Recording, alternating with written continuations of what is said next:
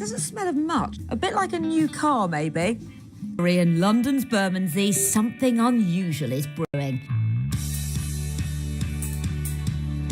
This grain left over from beer production is commonly used for animal feed or can even end up in landfill. But here, it's getting a new lease of life. It's going to be transformed into a leather alternative known as new grain. No animals, no plastic. And now it's time for all of this to head back to Arda Biomaterials lab around the corner. Once these sacks arrive at the lab, it's time for the process to begin. First of all, it's emptied out into a container like this, and then an alkaline solution is added. That's stirred for about an hour to extract the protein from the grain. Then the husk will be separated, and the protein liquid will move along to the next stage, where some natural ingredients will be added. This will be stirred for another couple of hours, and at this point, protein strings start to develop, and that means that it's ready to be poured into the trays. Now, this tray here has got a pretty smooth finish, so that'll create something that looks like a lot of natural leathers. If you want something even smoother than that, well, there's a tray for that too. And for something that's a bit more of a crocodile look, well, you've even got a version like that. Varying the beer that the grain comes from by, say, using stout will result in different final colours. After the material's been sitting in the tray for a day, it's ready to peel off. That's so smooth, that's like PVC. Yeah, no, it's completely shiny because it's unbacked. And now that just needs its sustainable backing added.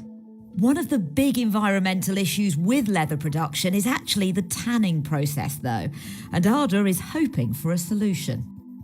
We are exploring using natural colouring agents, so there's actually a lot of deep tradition in old tanning before the advent of petrochemicals or chromium tanning. So we're exploring these old dyes that are naturally derived and work with the environment and biodegrade.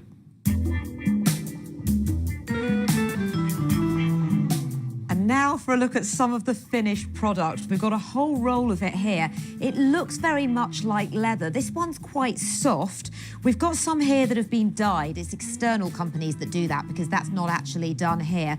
But there are different textures. This is a bit harder, a bit more like a leather that maybe you'd have on a sofa. Now, if I smell it, because I know that is the instinct with leather, it doesn't smell of much. A bit like a new car, maybe, which I guess could be the smell of leather. It's not quite the same, but they are looking at being able to customise it to smell however somebody might want it to.